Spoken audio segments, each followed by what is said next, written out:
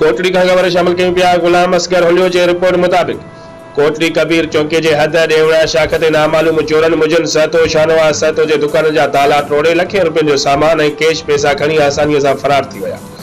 जॾहिं त दुकानदारनि मीडिया सां ॻाल्हाईंदे चयो त राति देर सां नामालूम चोरन ताला टोड़े कीमती सामान सां गॾु कैश पैसा यूपीएस बैटरी ऐं ॿियो कीमती सामान खणी आसानीअ सां फरार थी विया।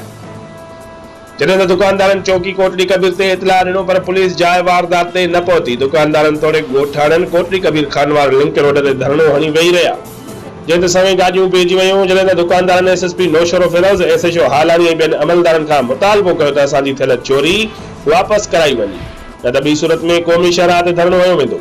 रिपोर्ट कर रहा है गुलाम असगर होलियो, बे न्यूज़ कोटड़ी कबीर।